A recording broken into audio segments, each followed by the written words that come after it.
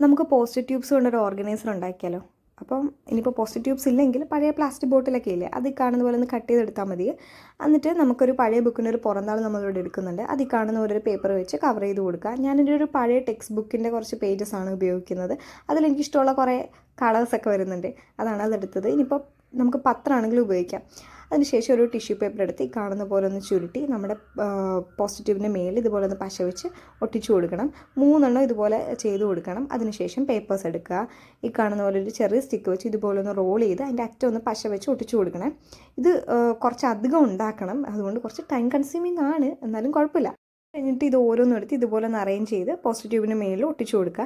എനിക്ക് ഈ കാണുന്ന പോലെ ഹോൾസ് ഇതുപോലെ കാണില്ല, അതെനിക്കിഷ്ടമല്ല, അതുകൊണ്ട് അതും കവർ ചെയ്ത് കൊടുക്കുന്നുണ്ട്. ഇതിന് ട്രിപ്പോഫോബിയ എന്നാണ് പറയുന്നത്. നിങ്ങൾക്ക് അങ്ങനത്തെ എന്തെങ്കിലും ഫോബിയാസ് ഒക്കെ ഉണ്ടോ? ഉണ്ടെങ്കിൽ കമൻറ്റിൽ പറയണേ.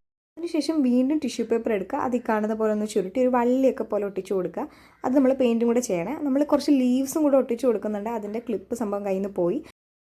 ഇത് 3 എടുത്ത് നമ്മുടെ ആ ബേസിൽ പശ തേച്ച് ഒട്ടിച്ചു കൊടുക്കണം. അതിനുശേഷം 2 ഫ്ലവറും കൂടെ നമ്മൾ വെക്കുന്നുണ്ട്. ഈ റോസാപ്പൂവിൻ്റെ ട്യൂട്ടോറിയൽ നമ്മൾ അടുത്ത വീഡിയോയിൽ വരുവേ. അപ്പോൾ ഇഷ്ടപ്പെട്ടാൽ ലൈക്കും കമൻറ്റും സബ്സ്ക്രൈബ് ചെയ്യാനും മറക്കണ്ട.